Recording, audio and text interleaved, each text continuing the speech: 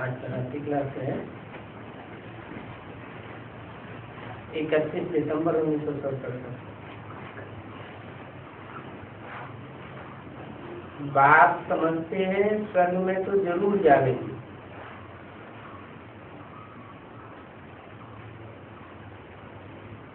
कौन? बच्चे स्वर्ग में तो जरूर जाएंगे। बच्चे कौन? और बाप कौन? बिंदु बिंदु आत्माओं का बाप। वो तो समझते हैं जो मेरे बिंदु को बच्चे हैं, आत्मिक स्थिति वाले हैं, वो स्वर्ग में तो जरूर जाएंगे। माना जिन्होंने आत्मिक स्थिति पक्की कर ली इस जन्म में, इस शरीर से देहभान को त्याग दिया और आत्मा अभिमानी बन गए, वो कितने हैं? 4.5 लाख हैं। और उनके साथ साथ जो जन्म लेने वाले हैं वो भी 4.5 लाख हैं। लेकिन वो अपने शरीर से ज्योति बिंदु रूप धारण नहीं करते। जिस शरीर में प्रवेश करते हैं उसके द्वारा ज्योति बिंदु बन जाते हैं। तो दोनों ही प्रकार के बच्चे 16 कला संपूर्ण है और 84 जन्म लेने वाले बच्चे हैं। वो 16 कला संपूर्ण युग में जरूर आवेंगे। स्वर्ग माना ही स्वस्थिति में जाने वाला। जो संपूर्ण स्वस्थिति में स्थित हो जाता है वो अपन को यहीं इसी शरीर से स्वर्ग में अनुभव कर लेता है। शरीर तो जरूर चाहिए। अब वो शरीर अपना है या जिस शरीर में प्रवेश किया हुआ है, दोनों के द्वारा वो स्थिति बनती है। ये भी समझते हैं कि राजा ही घराने में आवेंगे। कौन? यह भी समझते हैं। यह माने ये ब्रह्मा की बुद्धि में यह है कि हम स्वर्ग में तो आवेंगे ही, लेकिन साथ साथ राजाई घराने में भी आवेंगे। यानी यथा राजा तथा प्रजा तो होते ही हैं, परंतु प्रजा को बहरिया कहा जाता है। माना जो अंदर राज परिवार में रहने वाले हैं, पालना लेने वाले हैं, वो है अंदर के। और जो बाहर रहते हैं, बाहर पालना लेते हैं, वो है बाहर के। तो 2 प्रकार के हो गए स्वर्ग में भी। एक है राज परिवार में रहने वाले और दूसरे हैं बाहर रहने वाले। यहाँ अगर रहेंगे तो राजाई दीवार के अंदर रहेंगे। यहाँ मैंने कहा यहाँ संगम युग में अगर ब्रह्मा की कस्टडी में रहेंगे, बाप की कस्टडी में रहेंगे, अंदर अंदर रहेंगे, माना सरेंडर होकर के रहेंगे, तो राजाई दीवार के अंदर रहेंगे। जो भी किले होते हैं उनमें 2 परकोटे होते हैं। एक अंदरूनी परकोटा जिसमें राज परिवार के लोग बनते हैं, और एक होता है उससे बाहर का परकोटा। वो सुरक्षा गण होते हैं या सेना के लोग होते हैं, अधिकारी लोग होते हैं, वो बाहर के होते हैं। बोला ऐसे बहुत हैं जो यहाँ नहीं रहते। यहाँ नहीं रहते माना बाहर रहते हैं, सरेंडर होकर के नहीं रहते हैं। बाहर में रहते हैं तो राजाई दीवार के अंदर ही रहते हैं, परंतु बाहर में रहने वाले यहाँ के रहने वालों से उच्च पद पा सकते हैं। ये कैसे? बल तन से बाहर रहते हैं लेकिन मन बुद्धि से अंदर रहते हैं तो भी वो उच्च पद पाए बनते हैं। समझाया जाता है कि तुम बाहर रहते हुए भी अंदर रहते हो, क्योंकि सारा पुरुषार्थ आत्मा करती है या शरीर करता है? आत्मा पुरुषार्थ करती है। आत्मा मन बुद्धि को कहा जाता है। मन बुद्धि अगर अंदर रही पड़ी हुई है, अंदर वालों के साथ रही पड़ी है, तो उनको अंदरिया कहा जाएगा, बाहर यामी नहीं कहा जाएगा। शक्ति बनकर चल रहे हैं। मन शरीर से रहते तो बाहर हैं, लेकिन ये समझते हैं कि हमारे पास जो भी है, तन मन धन समय संपर्क संबंध, वो सब बाबा का है। हमारे लिए, हमारे अपने लौकिक परिवार के लिए नहीं है। जो कुछ भी है हम बाबा की श्रीमत पर लगाएंगे। शक्ति बढ़ता चलते हैं।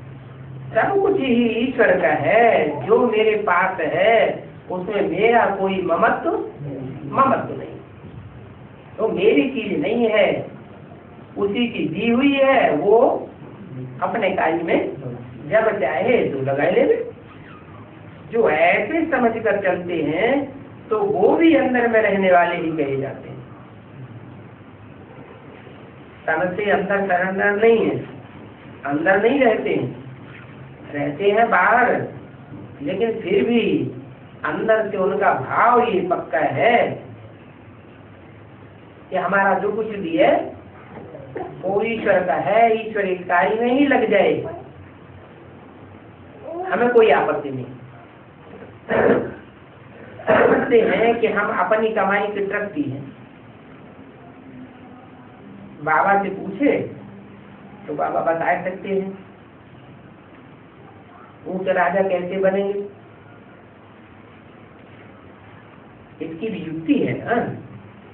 जैसे बच्चों को बाप की मिल्कियत का पता रहता है, वो भी बाप है, उसको अपने बच्चों की मिल्कियत का पता रहता है कि बच्चों के पास कितनी मिल्कियत है, या बच्चे अपना पोता मेल सारा बाप को देते हैं। फिर किसको जागती नशा और किसको कम नशा रहता है, हर एक अपने दिल से पूछ सकते हैं। इसको कहा जाता है विशाल बुद्धि। तुम्हारी बुद्धि तो कितनी ऊंची चली गई है, और कोई को तो शिव बाबा की पहचान ही नहीं है तुम्हारी सिवाय। तुमको पूरी पहचान है। क्या पहचान है शिव बाबा की? किस शिव है? ज्योति बिंदु, उसकी आत्मा का ही नाम शिव है, बिंदु का नाम शिव है, और किसी के शरीर का नाम पड़ता है, और उनके आत्मा का ही नाम शिव है। उनका अपना शरीर होता ही नहीं, वो का अपना कोई कर्म बंधन बांधता ही नहीं, वो तो अभोक्ता है, भोग भोगने वाला है ही नहीं। तो उसकी आत्मा का नाम शिव है, और जो है वो शिव नहीं है टोटली, माना सारा आत्मा। यहाँ जहाँ रथ है वहाँ वहाँ स्वार्थ है। चाहे देवताई आत्मा हो, चाहे मनुष्य की आत्मा हो, चाहे राक्षसी आत्मा हो, अगर उसका देह है तो देह के प्रति लगाव जरूर होता है। हाँ, परसेंटेज की बात है, कोई को कम लगाओ, कोई को जास्ती लगाओ। देवताओं को कहेंगे कम लगाव होता है, लेकिन लगाव जरूर होता है। लेकिन निस्वार्थ सिर्फ एक ही ज्योति बिंदु आत्मा है, और वो ज्योति बिंदु आत्मा भी जब तक शरीर में न प्रवेश करे तब तक कोई का कल्याण नहीं कर सकता। कोई कहे कि बिंदु है कल्याणकारी है, तो बिना शरीर के कल्याण करके दिखाना तो नहीं कर सकता है। इसलिए सदगुरु गाया हुआ है। क्या? सत्य माना सच्चा। सच्चा गुरु कब है? जब सदगति करे। और सदगति शरीर के साथ होती है या बिना शरीर की सदगति होती है? सदगति तो शरीर के साथ ही होगी। शरीर रहे और शरीर से सुख ही सुख मिले, दुख न मिले तो कहेंगे सदगति। और शरीर ही नहीं रहा, सुख भी नहीं रहा, दुख भी नहीं रहा, तो उसे गति कह सकते हैं कि आत्मा की गति हुई, लेकिन सदगति नहीं कहेंगे। तो तुमको शिव बाबा की पहचान है कि सेवक ज्योति बिंदु है, अभोक्ता है, जन्म मरण के चक्र से न्यारा है, उसको अपना शरीर नहीं है, फिर भी वो बाबा तब हमारा कहा जाता है जब वो कोई तन में प्रवेश करता है। तुम्हारे में भी नंबर 1 क्या? तुम जो अंदरिया हो, 84 जन्म लेने वाले हो, 16 कला संपूर्ण आत्मा बनने वाले हो, सब एक जैसे नहीं है। कोई तो ऊंचे से ऊंचे पद पाने वाले हैं और कोई नीचे है। 4th क्लास पर जाने भी जाने वाले हैं। महारथी, घोड़े सवार, प्यादे तो होते हैं ना। कोई पुरुषार्थ करने में महारथी जैसे हैं, जैसे हाथी के ऊपर मसलन बांधते हैं, फिर आराम से बैठ के लड़ाई करते हैं। कोई घोड़े सवार है, एक हाथ से लगाम साधे, एक हाथ से लड़ाई लड़ते हैं, दौड़ते चले जाते हैं, कभी आगे कभी पीछे। कोई सवार है, पैदल ही है। ये सब बातें तुम अंतर्मुख होकर के विचार सागर मंथन करने से आप ही बुद्धि में समझ सकते हो। वो जरूरी नहीं कि सारी बातें गहराई तक बाबा ही समझाएगा। अवस्था को तो जरूर ही देखते हैं। स्कूल में भी रजिस्टर देखते हैं, किसका करेक्टर अच्छा है, किसका करेक्टर अच्छा नहीं है। टीचर भी चलन अथवा पढ़ाई आदि के बारे में बता देते हैं। इम्तिहान भी होते हैं ना, इसमें कच्चा इम्तिहान नहीं होता है क्या? क्योंकि ईश्वरीय पढ़ाई है, इसमें कोई कच्चा इम्तिहान होने की बात नहीं है। तुम अपना इम्तिहान आप ही ले सकते हो कि हम कहाँ तक लायक बने। बात भी तो बता सकती है, दिल भी तो समझ सकती है। ये तो पढ़ाई का अहम ऑब्जेक्ट भी है। जैसे वो पढ़ाइयाँ होती हैं लौकिक, तो उनमें अहम ऑब्जेक्ट होता है, डॉक्टर बनेंगे, टीचर बनेंगे, वकील बनेंगे, जो भी बनेंगे उसका अहम ऑब्जेक्ट होता है। वैसी पढ़ाई होती है। और ये पढ़ाई तो बहुत ऊंची है।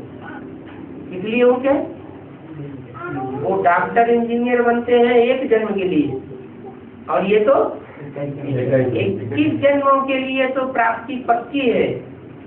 और 21 जन्मों के आधार पर 63 जन्मों का भी हिसाब किताब पुरुषार्थ के आधार पर बन जाता है। जिन्होंने यहाँ तीव्र पुरुषार्थ के संस्कार भर लिए, वो 63 जन्मों की जन्म जन्मांतर कैसा पुरुषार्थी होगा? तीव्र पुरुषार्थी ही होगा। बाबर की तरह एक ही जन्म में प्यादे से क्या बन जाएगा? भारत का सम्राट बन जाता है। तो पढ़ाई तो बहुत नीचे है, इसमें सबका कल्याण हो जाता है। ऐसे नहीं कि राज परिवार के पढ़ने वाले होंगे तो उनका ही कल्याण होगा,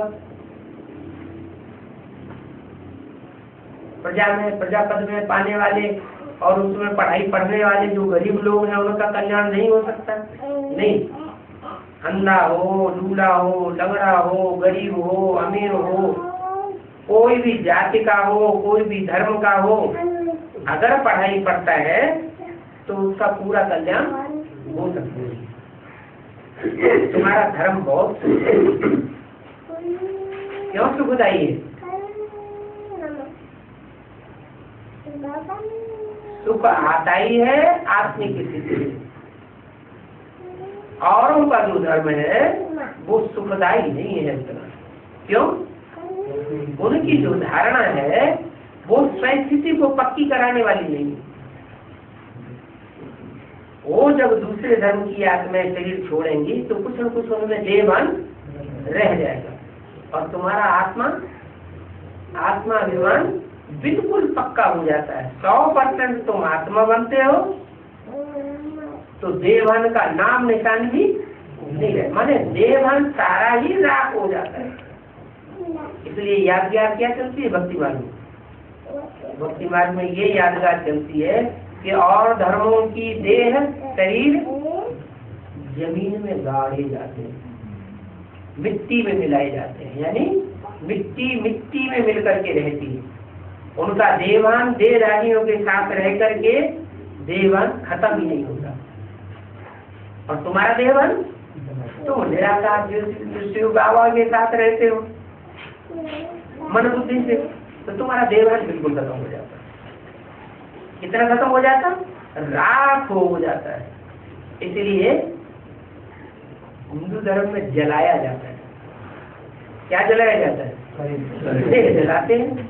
तो यहाँ भक्ति मार्ग में फूल काम करते हैं। है सूक्ष्म बात कि जिन्होंने अपने देहभान को पूरा ही स्वाहा कर दिया है, पूरा ही राख कर दिया है, उनकी यादगार हिंदू धर्म में ये मनाई जाती है कि उनको जलाया जाता है, राख कर दिया जाता है, देह का नाम निशान भी नहीं बचता।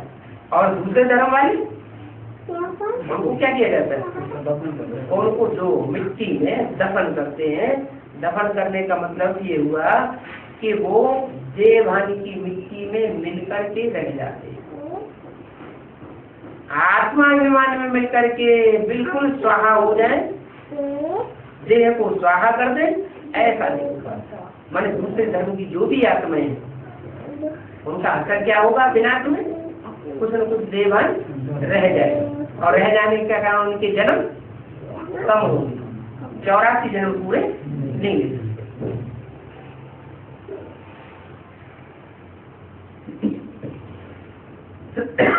बाप भी बता सकते हैं कौन कहाँ तक बनते हैं, दिल भी समझ सकती है कि ये पढ़ाई बहुत ऊंच है, सबका कल्याण हो जाता है।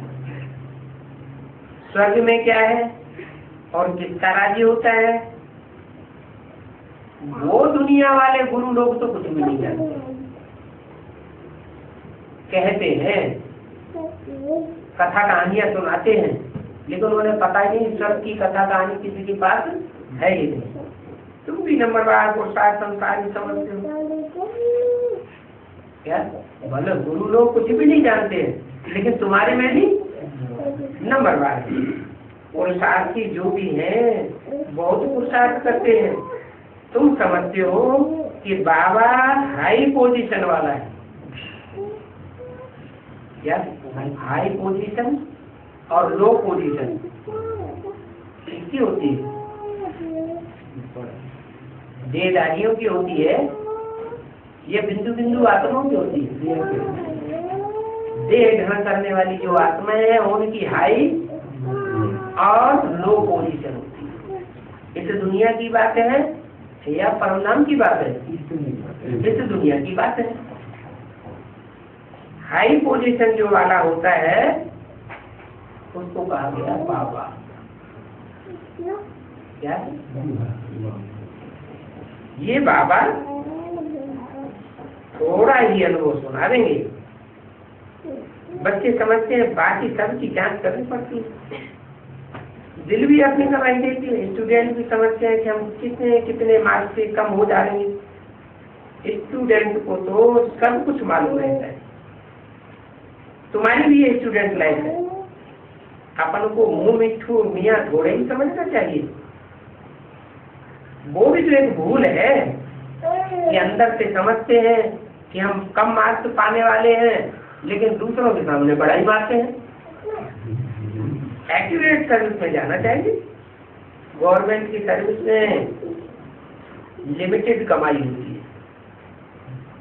क्या? बंदी हुई तनख्वाह है। गवर्नमेंट की सर्विस का ये हाल है।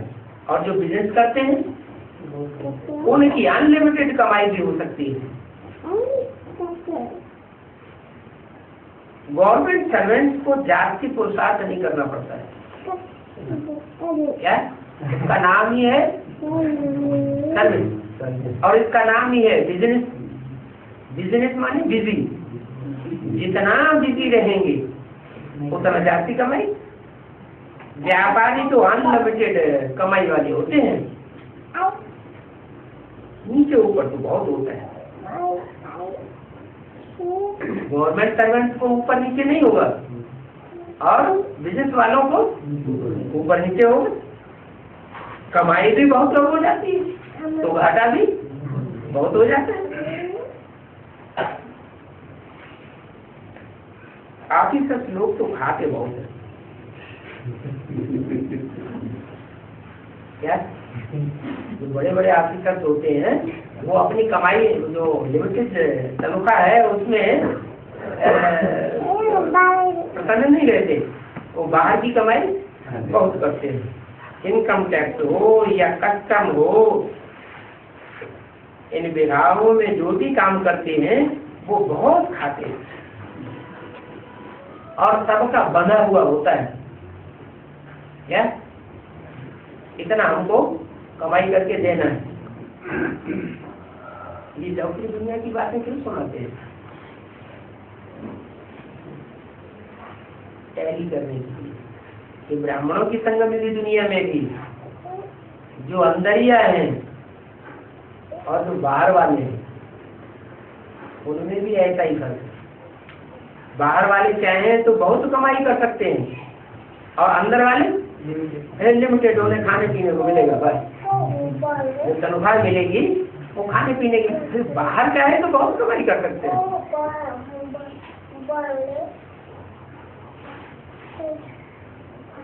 जो गवर्नमेंट सर्वेंट्स हैं, कोई की 2000 आमदनी, कोई की 5000, इतना तो मिलता ही है। फिर उनको चिंता भी बहुत रहती है। इस चिंता में ज्ञान तो कोई मुश्किल ही उठा सकते हैं। सत्य में तुमको ऐसी जागीर मिलती है जो बिल्कुल तुम्हें चिंता नहीं रहती। क्या जो भी जागीर मिलेगी उसकी चोरी की, डकैती की, खत्म हो जाने की, आग जलाने की कोई चिंता नहीं रहेगी। इस अवस्था का ही ख्याल रहता है। तुम बच्चों को तो फिक्र है, ये तो बाबा को तो फिक्र नहीं रहता है। ठीक है बात, तुम बच्चों को फिक्र है, किस बाबा को ख्याल नहीं रहता है, फिक्र नहीं रहता है। किस बाबा को? ब्रह्मा को फिक्र नहीं रहता है। जो कहते हैं जितने बच्चे हैं इनकी पालना करनी पड़ती है, इनकी बहुत फिक्र रखनी पड़ती है। हाँ, जो बाबा है, जिसको बाबा नाम, ब्रह्मा को बाबा तो इसलिए कहते हैं बूढ़े थे, बाकी कोई बाबा की बात नहीं है। इस बाबा को माना, शिव बाबा को दो बाबा हैं, एक छोटा बाबा और एक बड़ा बाबा। छोटा बाबा माना ब्रह्मा बाबा, बड़ा बाबा माना शिव बाबा। दो बाबाएं हैं तो दो माताएं भी, एक छोटी माँ एक बड़ी माँ। इस बाबा को तो फिक्र नहीं रहता है। ड्रामा अनुसार बनना जरूर है। जिसका जो पद ड्रामा अनुसार बनना होगा तो बन ही जाएगा, फिक्र की कोई बात है ही। फिर भी बच्चे पुरुषार्थ तो जरूर करते हैं ना। स्टूडेंट तो समझते हैं कि फलानी तो हमसे बहुत अच्छी है। सुप्रीम टीचर भी समझते हैं कि फलाना पुरुषार्थ में बहुत ऊंचा है। तुम ब्रह्मा कुमार कुमारी हो, ये ब्रह्मा भी तुमको इन द्वारा ही मिलता है। क्या यह ब्रह्मा भी तुमको इन द्वारा मिलता है? किन द्वारा? इन माने बहुवचन है कि एक वचन? एक है एक वचन, इन माना बहुवचन, दो हैं। कौन कौन दो हैं? एक शिव और एक प्रजापिता। ये ब्रह्मा भी रचना है या रचयिता है? ये भी रचना है। किसकी रचना है? जो बाप, बिंदु बिंदु आत्माओं का बाप, और वो जिस आकार में प्रवेश करता है पहले पहले, उसकी रचना है ये ब्रह्मा। ब्रह्मा भी तुमको इन द्वारा मिलता है, तो इनको भी दलाली तो बहुत मिलती है ना, अनेक प्रकार से आमदनी वृद्धि को पाती है ना। इनको फिर भागीरथ भी कहते हैं। क्या कहते हैं? भाग्यशाली रथ। इस आधार पर भाग्यशाली रथ, एम ऑब्जेक्ट प्राप्त करे तो भाग्यशाली रथ, या एम ऑब्जेक्ट इस जन्म में प्राप्ति न करे तो भाग्यशाली रथ। इस जन्म में इसी शरीर में एम ऑब्जेक्ट की प्राप्ति हो जाए तो भाग्यशाली रथ। तो इनको भागीरथ कहते हैं। कल्प कल्प ही यह भागीरथ बनता है, एक कल्प की बात नहीं। रथ मन शरीर, भागीरथ मन भाग्यशाली रथ। तो ब्रह्मा को भाग्यशाली रथ कहेंगे? हो तो शरीर छोड़ दिया और एम ऑब्जेक्ट नर से नारायण नहीं बन सके। तो कल्प कल्प ये भाग्यशाली रथ कहा जाता है, बदल नहीं सकता। ऐसे नहीं पिछले कल्प में कोई दूसरा था, अभी कोई दूसरा हो जाएगा, ऐसे नहीं। क्योंकि भगवान सिर्फ भारत में ही आते हैं, कोई भी विदेश में भगवान नहीं आते। और कोई भी जगह उनका आना होता ही नहीं। कहाँ आना होता है? सिर्फ भारत में आना होता है। तो तुम बच्चों को समझाना है, खास लेडीज का ही तुम रखो तो भी तुम्हारे पास बहुत आएंगे। पर्दा नसीन लेडीज हिंदुओं में भी होती है और मुसलमानों में भी होती है। क्या पर्दा नसीन मान? पर्दे के अंदर रहने वाली, जैसे इंदौर कहते हैं, इंदौर माना इंडोर, डोर के अंदर रहने वाली। वल्लभाचारी की स्त्रियां बाहर निकलती ही नहीं। वल्लभाचारी जो वैष्णव संप्रदाय होते हैं वो अपनी स्त्रियों की बहुत संभाल करते हैं, वो बाहर निकलने ही नहीं देते। बाप कहते हैं ये ज्ञान तो सबके लिए, क्या अंदर वाले हो चाहे बाहर वाले हो, पर्दा नसीन हो या पर्दा नसीन न हो, बाप का परिचय तो सबको देना है। प्रदर्शनी व म्यूजियम में एक दिन फीमेल का और एक दिन मेल का रखना चाहिए। इससे क्या साबित हुआ? एक दूसरे मुस्लिम बताया मेल मेल को समझावे और फीमेल फीमेल को समझावे। माना अभी आजकल की दुनिया के हिसाब से जो देहभान बढ़ा हुआ है, उसमें जो दृष्टि एक दूसरे की जाती है वो स्त्री पुरुष की ही दृष्टि जाती है। इसलिए उस बात का ध्यान रखना चाहिए। तो क्या होगा? ज्ञान समझते समझाते समय दृष्टि का कोई करेक्शन, वाइब्रेशन का कोई करेक्शन नहीं हो पाएगा। और जब फाउंडेशन में ही ज्ञान का ऐसा फाउंडेशन पड़ेगा जिसमें करेक्शन मात्र की गुंजाइश ही न रहे, तो जो पैदाइश होगी ज्ञान में आने वालों की वो शुद्ध पैदाइश होगी, फाउंडेशन बढ़िया पड़ जाएगा। इसलिए बताया कि मेल मेल को समझावे और फीमेल फीमेल को समझावे।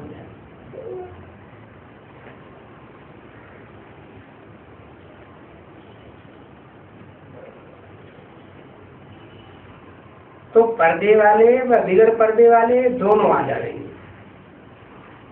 जहाँ देखेंगे कि यहाँ मेल का अलग प्रबंध है और फीमेल का अलग प्रबंध है, तो जो पर्दे में रहने वाले होंगे या पर्दे में न रहने वाले होंगे वो दोनों आसानी से आ सकेंगे।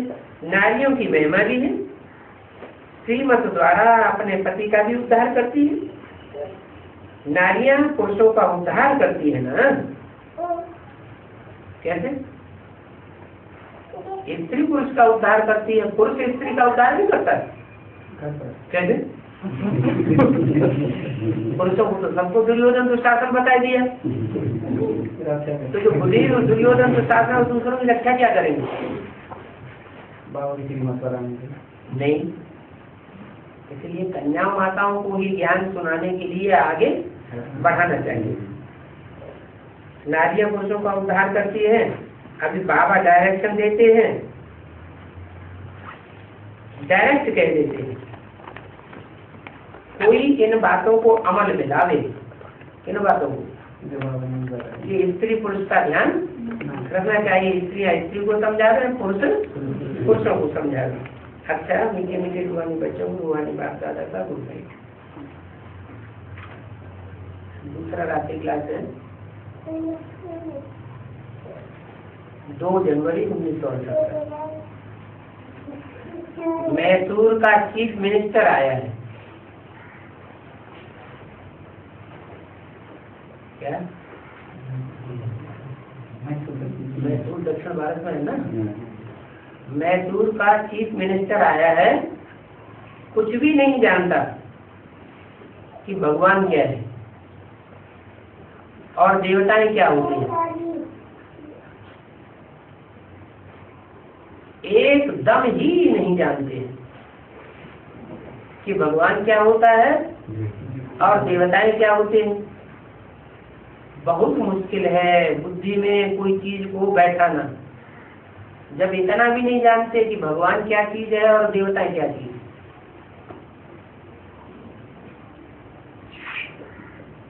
नई बातें हैं ना। क्या यहाँ जो बताया जाता है वो नया ज्ञान है। कैसे नया है? भगवान अलग चीज, देवताएं अलग चीज और राक्षस अलग चीज। देवात्माएं और असुरात्माएं अलग अलग कैसे? बिंदी बिंदी आत्मा से एक ही जैसी होती है। फिर समझाया जाता है कि जो देवात्माएं हैं वो ऑलराउंड पार्ट बजाने वाली है और जो आसुरी आत्माएं हैं वो उतनी अनुभवी, उनकी आत्मा में इतना 84 जन्म का अनुभव नहीं है। तो जिनको कुछ भी नहीं मालूम है स्वर्ग क्या है, देवताएं क्या है, भगवान क्या है, उनको बहुत मुश्किल है समझाना। मुश्किल से समझते हैं, आश्चर्य होकर के सुनते हैं। नई चीज को समझने की कोशिश की जाती है। ज्ञान तो 1 सेकंड में मिलता है जीवन मुक्ति का। मुश्किल क्यों है? जब 1 सेकंड में जीवन मुक्ति का ज्ञान मिलता है, राजा जनक के लिए गायन है 1 सेकंड में जीवन मुक्ति मिली, और ब्रह्मा के लिए भी गायन है ब्रह्मा से विष्णु बनने में 1 सेकंड लगता है। फिर ये मेहनत क्यों करनी पड़ती है? इस बात की मेहनत करनी पड़ती है। ब्रह्मा को ही ब्रह्मा से विष्णु बनने में 1 सेकंड लगा। तो ये ब्रह्मा के द्वारा ज्ञान तो 70 साल से दिया जा रहा है, अभी तक विष्णु क्यों नहीं बना? कोई कारण होगा। ब्रह्मा की मंदिरों में पूजा नहीं होती, मंदिर नहीं बनती, मूर्तियां नहीं बनती।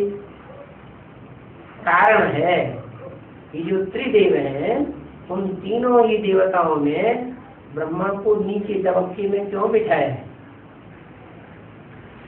इसलिए दिखाया है कि ब्रह्मा है देह अभिमानी, दाढ़ी मूछ वाला है, और विष्णु और शंकर को दाढ़ी मूछ नहीं, माना वो निराकारी स्टेज में धारण रहने के कारण ऊंचे है, और विष्णु जो है वो देवताई दैवी गुण धारण करने में ऊंचे।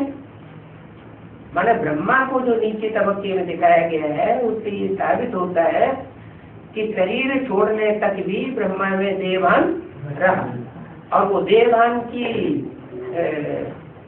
एक अंत रह जाने के कारण उनको सूक्ष्म शरीर धारण करना पड़ा। तो वो देवभान खत्म करने में इतना लंबा टाइम लगता है। जो अभी 70 साल खत्म हो गए, अब ब्रह्मा तो विष्णु बना नहीं, इसका मतलब देवभान खत्म करने की बात है।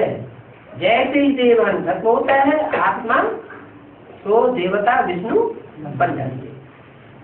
जीवन मुक्ति पा लेते हैं। तुम बच्चों की बुद्धि में है कि हम तो एक बाप के बच्चे हैं, हम विश्व के मालिक थे, अभी हम शिव बाबा के बच्चे हैं, तो जरूर हम विश्व के मालिक होना चाहिए।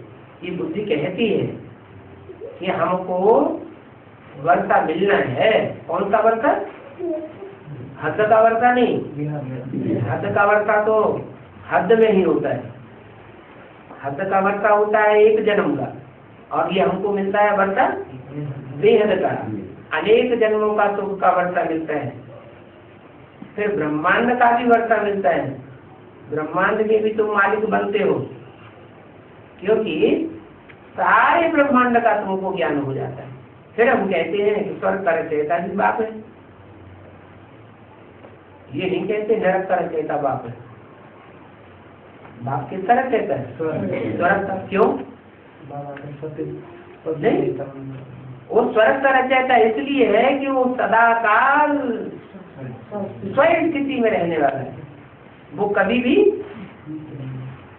पर चिंतन में या देह के चिंतन में रहने वाला नहीं है। वो अपन को देह समझता ही नहीं, कभी दूसरे की देह में प्रवेश करता है तो भी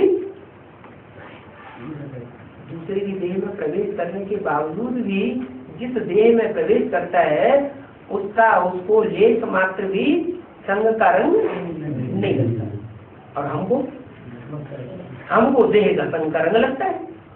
किसी को ज्यादा लगता है, किसी को कम लगता है, कोई ज्यादा पुरुषार्थी, कोई कम पुरुषार्थी।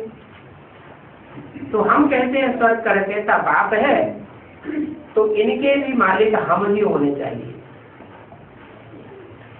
क्यों? क्योंकि जो स्वर्ग का रचयिता बाप है वो हमको आकर के स्वस्थिति में स्थित होना सिखाता है, और हम सीखते हैं।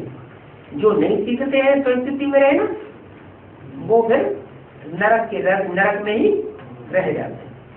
आत्मा के रूप में तो अपने घर के हम मालिक हैं, जिसको मुक्ति भी कहा जाता है, वो भी हमारा हक है, वो सबका हक है, हमारा भी हक है, और जो भी बिंदु बिंदु आत्मा है सबका हक है। क्या? आत्म की स्थिति में जाना, माना परमधाम की स्थिति में जाना।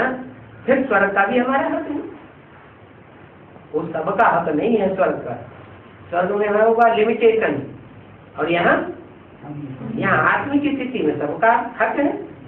तो क्यों नहीं बाप का वर्षा होना चाहिए?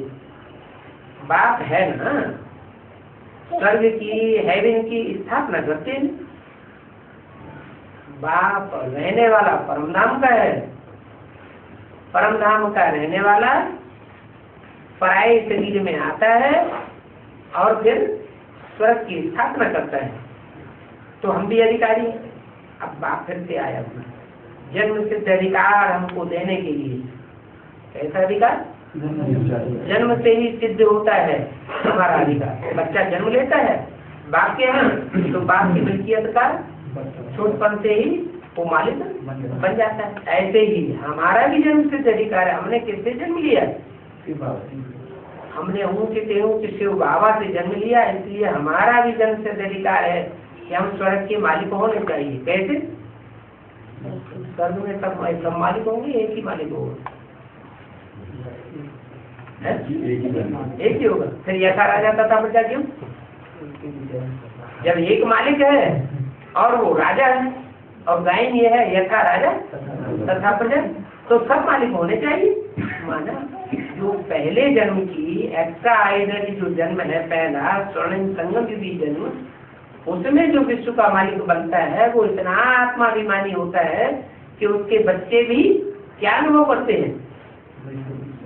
ये हमारे बाप का ही व्यवस्था नहीं है विश्व की बादशाही, लेकिन ये विश्व की बादशाही हमारी भी है। जैसे राजघराने में कोई राजा के बच्चे होते हैं तो क्या समझते हैं? हमारी राजा ही है, हमारे बाप की राजा ही है। लेकिन प्रजा ऐसे नहीं समझेगी। समझेगी क्या? क्यों नहीं समझेगी? क्योंकि आज असमानता है, राजा और प्रजा में असमानता है, और वहाँ समानता होगी। वहाँ जो राजा है वो अपनी प्रजा को अपने बच्चों को माफिक देखेगा, अंतर नहीं आने देगा। खाने में, पीने में, रहने में, पहनने में कोई भी प्रकार का अंतर नहीं होगा। और आज तो राज्य करने वाले अपन को कितने देवान में समझते हैं, और प्रजा वर्ग वाले तो और ही नीचे अपने आपने को इंफीरियरिटी कॉम्प्लेक्स में देखते हैं। तो बच्चों को कितना खुशी होनी चाहिए, परंतु बच्चों को माया भुला देती है। कब भुला देती है? जब देवान में आ जाती है। अगर आत्मिक स्थिति में रहे तो माया भुलाई नहीं सकती, क्योंकि घर की क्या क्या अच्छी अच्छी बातों की आदत पड़ी हुई। लोग घर परिवार में रहे हैं, वहां की गंदी आदतें पड़ी हुई हैं, तो वही बुद्धि में भर जाता है, तो फिर विकल्प हो जाता है। आदमी अच्छा उनको बैठ तसल्ली में समझा दे और मेहनत करे, क्योंकि पत्थर को पारक बनाना है ना, तो बच्चे भी पत्थर के पारक बन जाते हैं। पारक क्या होता है? कहते हैं पारक पत्थर होता है, लोहे में, हाँ लोहे में लगा दो तो लोहा भी कंजर बन जाता है। अब ये वास्तव में ऐसा कोई पत्थर होता नहीं है, ये एक गायन है नारायण का, पार्श्वनाथ का। क्या गायन है? पार्श्वनाथ उन्हें जैनियों में कहते हैं। उनका ये गायन है कि उनके संग के रंग में जो भी आवेगा वो पत्थर बुद्धि से पार बन जाएगा, माने उसकी बुद्धि ही चेंज हो जाएगी। तो ये संग के रंग की बात है। भक्ति मार्ग में कोई भी बात पर ठहरते ही नहीं क्या? यहाँ तो हर बात जो बोली जाती है उसके ऊपर दृढ़ रहना सिखाया जाता है। तुम समझते हो कि हमारी आत्मा भी बिंदी है और हमारा बाप भी बिंदी है। हमारा बाप बिंदी है, हमारी आत्मा भी बिंदी है, फिर अंतर किस बात का है? हाँ? बाप क्यों अभोक्ता है और हम क्यों भोक्ता है? हाँ, बाप अभोक्ता है, बिंदी होते हुए भी अभोक्ता है। वो संग के रंग में नहीं आता और हम आत्मा संग के रंग में आ जाती है, इसलिए हम भोक्ता है। बाप बच्चों को समझाते हैं, हूँ तो मैं भी बिंदी, परंतु तुम्हारी आत्मा में 84 जन्मों का पार्ट भरा हुआ है और मैं 84 जन्म लेता नहीं। तुम्हारी आत्मा में जो 84 जन्मों का पार्ट भरा हुआ है वो ज्यों का त्यों रिपीट होता है क्या? और मैं तो 84 जन्म के चक्कर में आता नहीं हूँ, फिर भी मेरा भी पार्ट रिपीट होता है हर 5,000 वर्ष बाद। मैं जन्मन के चक्कर में नहीं आता हूँ, फिर भी पार्टधारी तो हूँ ना, दूसरे के तन में आकर के पार्ट तो बजाता हूँ। ये बहुत विचित्र ज्ञान है, चित्र रहित ज्ञान है। और चित्र रहित ज्ञान को चित्र रहित विचित्र आत्मा ही उठा सकती है क्या? ये सारा ज्ञान कौन उठा सकता है? आत्मा उठा लेगी या देवान वाला उठा लेगा? जो आत्माभिमानी बनेंगे वो ज्ञान को उठा लेंगे। इसलिए एक मुस्लिम बोला कि आत्मा रूपी सुई की सारी कट उतरने पर तुम डायरेक्ट बाप से सीखोगे। माना डायरेक्ट बाप से जब तुम सीखोगे तो तुम्हें गहरा ज्ञान मिलेगा,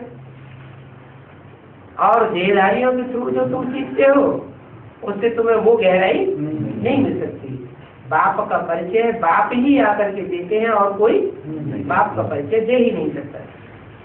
तो ये विचित्र ज्ञान है और विचित्र आत्मा ही इस ज्ञान को उठाई सकती है। जो आत्मिक स्थिति में स्थित नहीं हुए हैं वो इस ज्ञान की गहराई को उठा ही नहीं सकेंगे। जब उठा ही नहीं सकेंगे तो अपने 84 जन्मों को जान भी नहीं सकेंगे। किसको कहा जाता है कि तुम आत्मा बिंदी हो, तो समझेंगे नहीं। उन नए को बताओ तुम कौन हो, तुम बिंदी हो, तो उन्हें नहीं समझ आएगा। यहाँ तो बहुत है, बाहर दुनिया की बात नहीं है। यहाँ ब्राह्मण परिवार में भी बहुत है, जो समझ नहीं सकते कि हम आत्मा बिंदी है।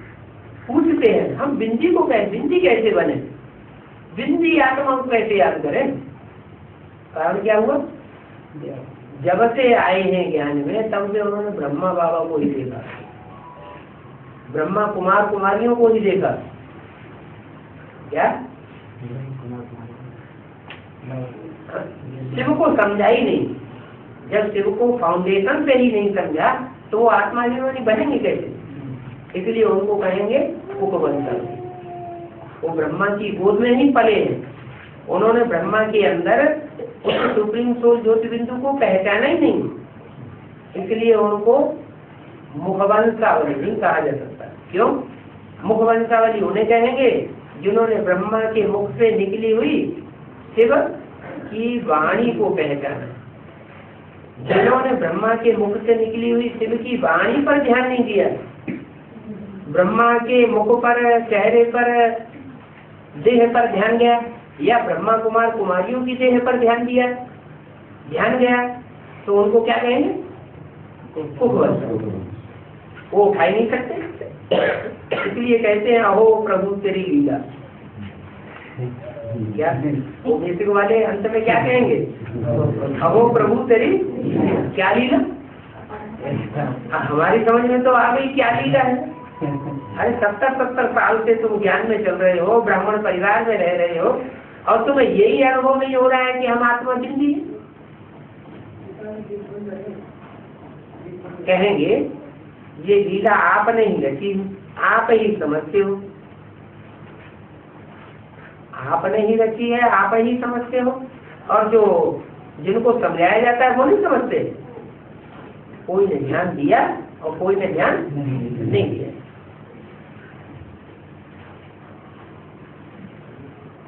आपकी अनादि लीला है जब कहते हैं तो सच्ची अनादि हुई ना। फिर कहते हैं आपने ही ये लीला रची है। अगर आपने रची है तो कब रची है, तो रची रचाएंगे, जैसे पिछले कल में संगम में रची होगी वैसे ही तो रचेंगे, तो अनादि हुई। तो ऐसे थोड़े कहेंगे सच्ची रची, सच्ची रची ही नहीं जाती। सच्ची तो अनादि है, आत्माएं तो अनादि है, 5 तत्व भी अनादि है। तो ये सवाल नहीं उठ सकता कि भगवान ने ये लीला रची, भगवान ने ये नाटक रचा, भगवान ने ये ड्रामा रचा। नहीं, ये अनादि अविनाशी ड्रामा बना बनाया है। ज्ञान बड़ा ही गुह्य है। ये शास्त्रों में लिखा है गुह्यात् गुह्यतरम ज्ञानम, गुह्य से ज्ञान, गुह्य से गुह्य ज्ञान सुनाता हूँ। मैंने ब्रह्मा मुख से जो सुनाया वो भी गुह्य है। फिर ब्रह्मा का शरीर छूट जाता है, त्रिनेत्री शिव स्वयं आकर के जो ज्ञान सुनाते हैं उसको क्या कहा जाता है, गुह्यात् गुह्यतरम। माने ब्रह्मा के मुख से जो मुरलियां सुनाई उन मुरलियों से भी जास्ती गुह्यतम ज्ञान बाप आकर के सुनाते हैं। तो किसकी बुद्धि में न बैठ सके। ईश्वरीय पाठशाला में जाने बिगड़ कोई पढ़ाई तो पढ़ नहीं सकता। क्या कोई ब्रह्मा कुमार कुमारियां ये अहंकार करेंगे हमने तो बहुत मुरलियां सुनी है 70 साल बैठ कर। नहीं, टीचर है तो टीचर के सन्मुख जाकर पढ़ाई जरूर पढ़नी पड़े। पढ़ाई न पढ़े और कहे कि हम उच्च पद पाने वाले बन जाएंगे तो कैसे बने। प्राइमरी स्कूल से पढ़ने वाला टीचर से प्राइमरी ज्ञान लेने वाला नीची पोस्ट में जाएगा, और हायर स्टैंडर्ड में पढ़ाई पढ़ने वाला जो ऊंचे टीचर से पढ़ाई पढ़ेगा तो ऊंची सीट में जाएगा। कहते हम तो कहीं भी जाते नहीं। तो ये तो अहंकार की बात होगी। यूनिवर्सिटी भी है ना, ये यूनिवर्सिटी में जाने बगैर पढ़ाई कैसे पढ़ सकेंगे, यूनिवर्सल कैसे बनेंगे। यूनिवर्सल बनने के लिए क्या करना पड़े, विशाल बुद्धि बनना पड़े। बहुत हैं जिनकी बुद्धि में धारणा ही नहीं होती, न ज्ञानी है न योगी है। ज्ञानी किसे कहें, ज्ञ माना जानना, ज्ञ माना जानना, ज्ञानी माना जानकार, किस चीज का जानकार, अपने को जाने और अपने बाप को जाने। अपने को क्या जाना, आत्मा, ये तो बेसिक नॉलेज हो गई। हम भी आत्मा, तुम भी आत्मा, ये भी आत्मा, वो भी आत्मा, बिंदु बिंदु सब आत्मा, ये तो सामान्य नॉलेज हो गई कि विशेष नॉलेज हुई, सामान्य नॉलेज हुई। विशेष नॉलेज तब कहेंगे जब पता लगे कि ये ज्योति बिंदु आत्मा में कैसा कैसा कितने जन्म का क्या रिकॉर्ड भरा हुआ है। रिकॉर्ड तो सब देखने में एक जैसे होते हैं, लेकिन उनमें हित तो अलग अलग भरे हुए होते हैं। तो ऐसे ही ये आत्मा रूपी रिकॉर्ड इतना छोटा छोटा ज्योति बिंदु है तो बहुत, लेकिन देखने में एक जैसे हैं, परंतु उनमें जो रिकॉर्ड भरा हुआ है अनेक जन्मों का वो अलग अलग भरा हुआ है। तो ये भी जाने कि मैं आत्मा अनेक जन्मों में किस तरह का पार्ट बजाने वाली हूँ।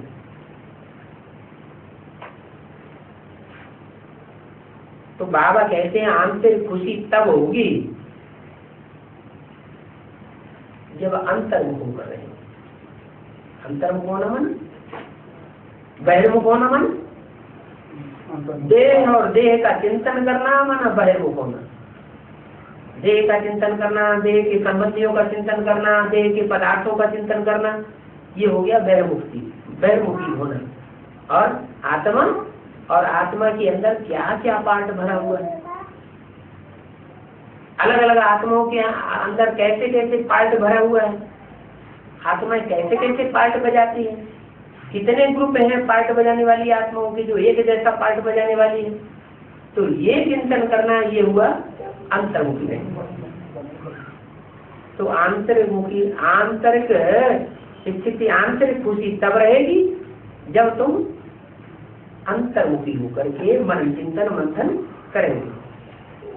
जो सर्विस पर रहेंगे वो अंतर्मुखी रहेंगे।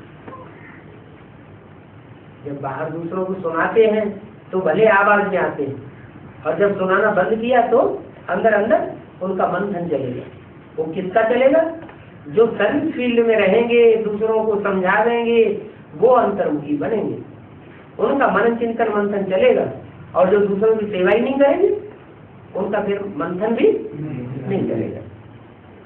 मंथन जाति चलेगा तो अपने जन्मों का साक्षात्कार भी बुद्धि से जाति जल्दी होगा।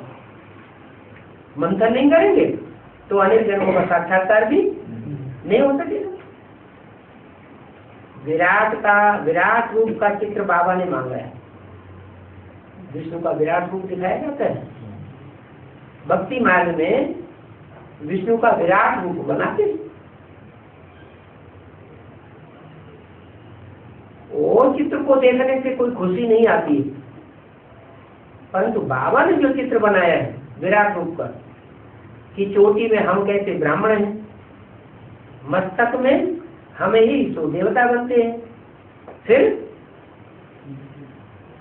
भुजाओं में हम ही तो क्षत्रिय बनते हैं, फिर पेट समान वैश्य बनते हैं, और अभी कलयुग में शूद्र नीच बन पड़े। ये हमारा ही विराट रूप का चित्र है। तो तुमको खुशी आती है कि हम ऊंच से ऊंच बनते हैं और हम नीच से नीच बनते हैं। अभी तुम्हारी बुद्धि में सारा ज्ञान भरा हुआ है कि हमारा विराट रूप का स्वरूप है, यानी कि हम विराट रूप धारण करते हैं पार्ट बजाने के लिए। पूरा ही 84 जन्मों का पार्ट बजाते हैं।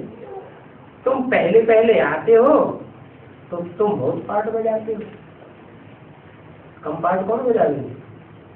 जो सचरूपी रंगमंच पर बाद में आवेंगे तो पार्ट भी कम बजा देंगे। उनकी आत्मा में ज्यादा अनुभव भरा होगा कि हमारी आत्मा में ज्यादा अनुभव होगा। हमारी आत्मा में अनेक जन्मों का अनुभव भरा हुआ है। शुरू से लेकर तुम 84 जन्म लेते हो। शरीरों को कितनी ही वैरायटी होती है, क्या शरीर सबके देखने में अलग अलग, कोई का चेहरा एक दूसरे से मिलता नहीं, लेकिन आत्मा सब देखने में एक जैसी। तो शरीर की वैरायटी हो जाती है, और आत्मा की अंदर से देखेंगे, अंतर्मुखी होकर देखेंगे तो वैरायटी का पता चलेगा।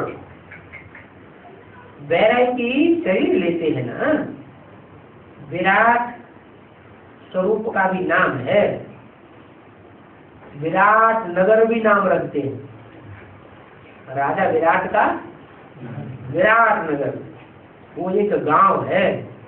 इस वेद की दुनिया को भी विराट नगर कहेंगे। क्या ये दुनिया विराट स्वरूपधारी है। ये झाड़ वैरायटी फीचर्स का है, इसमें एक फीचर नहीं है, एक जैसे सबके चेहरे हो नहीं सकते। जो जुड़वा बच्चे पैदा होते हैं उनके भी चेहरे एक जैसे दूर से देखेंगे तो पता चलेगा, लेकिन ध्यान से देखेंगे तो उसमें भी अंतर होता है। कितने ढेर मनुष्य, कितने उनकी वैरायटी पार्ट हैं, पार्ट भी बजाते रहते हैं, सबके फीचर्स अलग अलग है। वैरायटी मनुष्य है ना, मनुष्य तो मनुष्य ही होंगे। क्या मनुष्य होंगे तो उनको क्या कहेंगे? मन बुद्धि वाले मनुष्य, मनन चिंतन मंथन करने वाले, संकल्प विकल्प करने वाले मनुष्य, वो तो मनुष्य ही होते हैं।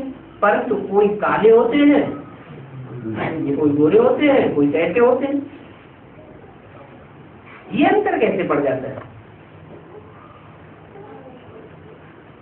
कर्मों के अनुसार अंतर भी पड़ता है। सत्युग त्रेता को कहेंगे फूलों का झाड़, द्वापर कलयुग को कहेंगे कांटों का झाड़। तो ये वैरायटी फीचर्स का झाड़ है। जापान और चीन में भी कुछ फर्क जरूर है। क्या जापान भी बौद्धिक खंड है और चीन भी बौद्धिक खंड है, फिर उसमें फर्क क्या है, क्यों है?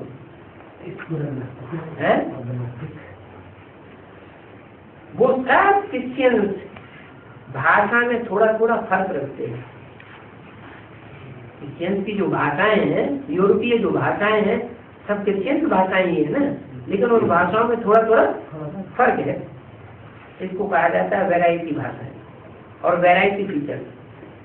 तुम्हारा स्कूल ये देखो कैसा वंडरफुल है, पढ़ाने वाला यहाँ एक है, क्या फिर पढ़ने वाले वैरायटी हो जाते हैं।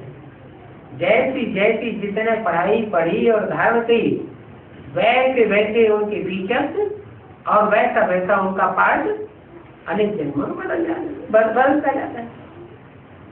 तो तुम बच्चे भी नंबरवार पुरुषार्थ अनुसार करते हो, इसको कहा जाता है रूहानी चर्चा। अभी समय पूरा हुआ है, बच्चे लिखते हैं, हम घड़ी घड़ी भूल जाते हैं। आगे चल करके तुम नंबरवार अभूल बनते जा रहे हैं। क्या अभी हम आत्माओं को याद करने की, बाप को याद करने की प्रैक्टिस करते हैं, लेकिन माया हमको भुला देती है। लेकिन आगे चल के क्या होगा? जब तुम्हारी प्रैक्टिस पक्की हो जाएगी तो तुम अभूल बनते जाओगे। लेकिन अभूल भी नंबरवार बनेंगे, ऐसे नहीं एक साथ अभूल बन जाएंगे। कोई जल्दी अभूल बनेंगे और कोई जब विनाश होना होगा तब अभूल बनेंगे। और साथ में ड्रामा के अनुसार होता रहता है। ड्रामा पर एक रस रहना चाहिए। क्या ड्रामा के ऊपर कभी भी निश्चय अनिश्चय के चक्र में नहीं आना चाहिए। कर्मातीत अवस्था जब तुम्हारी होगी तो फिर तुम अभूल बन जाओगे। कर्मातीत माना ऐसी अवस्था जिसमें तुम कर्मेंद्रियों से कर्म भी करते रहे, फिर भी कर्मेंद्रियों से मन बुद्धि अतीत रहे, परे रहे। कर्मेंद्रियों के कर्म का कोई भी लेप छेप हमारी बुद्धि पर न लगे। जो पढ़ते हैं उन्हीं को बाप कहते हैं कि तुम ईश्वरीय पढ़ाई पढ़ते हो, अविनाशी पढ़ाई पढ़ते हो, तो तुम बीती बातों का चिंतन क्यों करते हो? क्या बीती बातों का कोई चिंतन करता है, इसका मतलब है कि ईश्वरीय ज्ञान बुद्धि में नहीं बैठा है। तो वो बीती बातों का चिंतन भी तुम्हारा नंबरवार पुरुषार्थ अनुसार बंद होता जाएगा। कोई होते हैं बार बार पास्ट की बातों का चिंतन करते रहते हैं, ऐसे हुआ ऐसा दुख हुआ उतना दुख हुआ, अपना दुखड़ा औरों को सामने भी गावेंगे, अपने अंदर भी घोटेंगे। लेकिन इससे साबित होता है कि उनके अंदर अविनाशी ड्रामा है, इसका भाव जल्दी पक्का नहीं हुआ है। अच्छा किसी मुझे रुआने से किसी बच्चों को रुआने बाप दादा का दिल में जाने से बोलते हैं याद करें।